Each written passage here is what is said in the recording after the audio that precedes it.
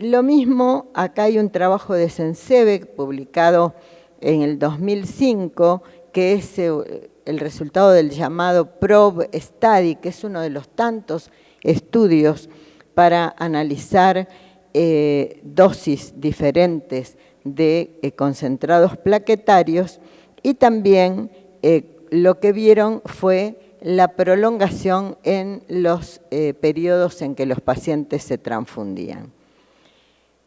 Uno de los trabajos más recientes y más importantes desde el punto de vista del diseño, del número, del análisis y de los análisis secundarios que produjo es el estudio PLADO.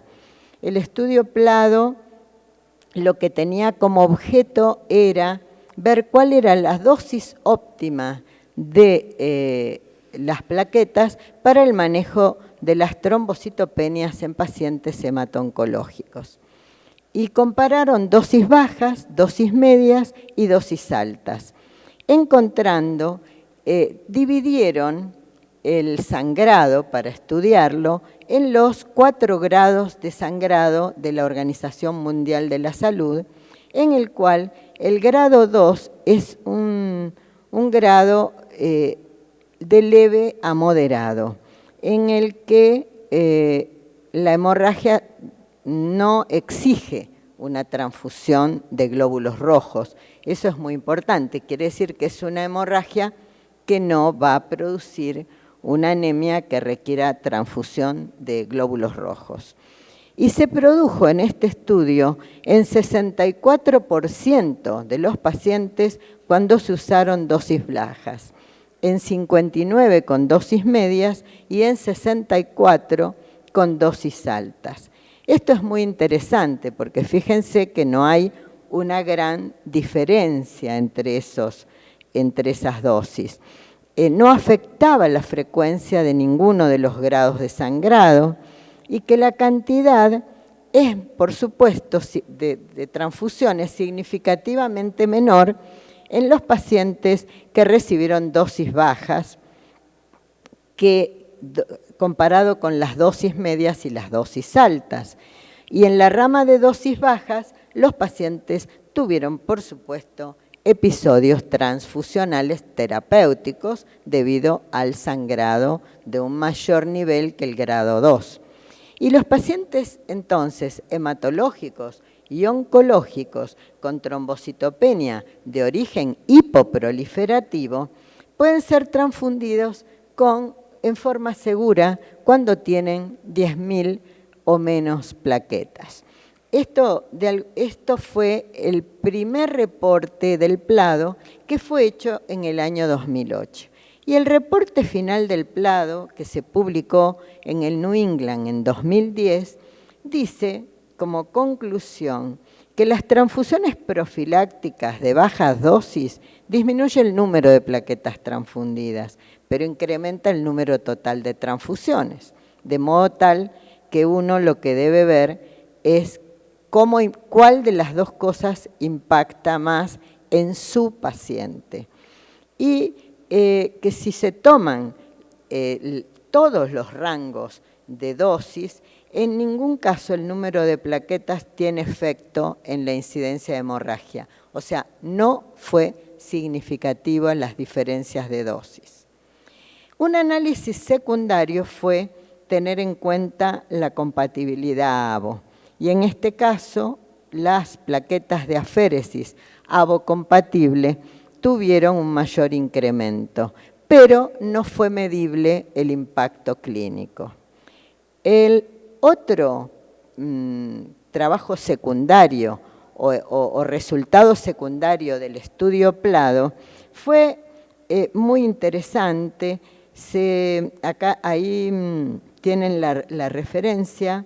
Fue publicado en Blood en 2012 y en el ambiente pediátrico causó una gran conmoción.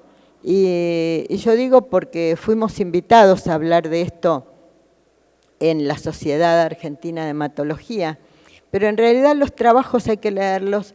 Una colega mía, la doctora Mariana Bonduel, que fue por mucho tiempo la jefa de la unidad de trasplante de médula ósea, siempre decía que los trabajos hay que estudiarlos, no hay que leerlos, hay que estudiarlos, ver renglón por renglón.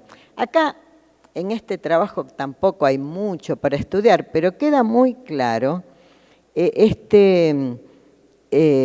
los pacientes pediátricos tuvieron mayor riesgo de sangrado que los pacientes con adultos, ¿no? Acá dice que un sangrado 2 o mayor que en los adultos, 86% versus 67% en pacientes de 0,5, 6 a 12 y 13 a 18 años con respecto a los adultos. Sin embargo, y ahí está lo que les decía acerca de estudiar los trabajos, es muy claro que estos pacientes tuvieron un mayor riesgo de hemorragia en el más amplio rango, lo que indica el sangrado excesivo. Pero estos pacientes, muchos de ellos murieron sin haber la mortalidad de estos pacientes no estuvo en gran parte del grupo asociada a la transfusión de plaquetas o al sangrado. En los niños, la leucemia aguda es la neoplasia más frecuente y la sobrevida ha mejorado, pero la recaída por infecciones, toxicidad, hemorragia y trombosis siguen siendo la causa de la mortalidad y la morbilidad. En las leucemias en los niños y en los jóvenes, sobre todo en la mieloblástica aguda y en la linfoblástica de células T, los eventos asociados a otras situaciones diferentes de o trombocitopenias causadas por etiopatogenias diferentes hacen que la transfusión de plaquetas no sea la variable más importante. Fíjense que acá en la muerte relacionada a sangrado en niños hasta el año 95, fíjense, de 74 pacientes que mueren, las muertes tempranas, son 11 debidas a hemorragia. Y en las muertes en remisión, solo una. En este caso, donde está el BFM, que todos ustedes conocen muy bien, la quimioterapia del BFM, la mortalidad es un poco más alta porque está asociada a protocolos muchísimo más agresivos. Y luego acá podemos ver claramente que en este trabajo, que la leucemia aguda con células T, fíjense, tenemos 19 sobre 25 hemorragias y en la mieloblástica 22 sobre 27. Acá pasamos y este cuadro, si bien no tenemos tiempo para hacerlo, el análisis, se los recomiendo porque acá tiene en cuenta la edad y la estratificación basada en las enfermedades y en las categorías de tratamiento. Y ahí vamos a ver realmente cuáles son las causas de las hemorragias en estos niños, no solo la plaquetopenia. Ahora vamos a revisar rápidamente el estudio STOP que intentaba evaluar dos estrategias de dosis también en pacientes con trombocitopenias causadas por quimioterapia para demostrar la no inferioridad de dosis bajas.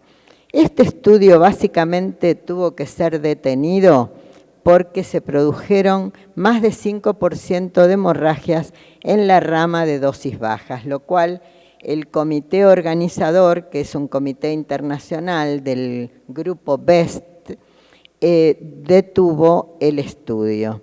Pero los resultados principales es que en la rama de dosis bajas el sangrado realmente fue de 57% y en la rama de dosis estándar fue de 49%. Sin embargo, no se pueden llegar a conclusiones porque el estudio no se pudo generalizar por fallas en la ejecución del diseño.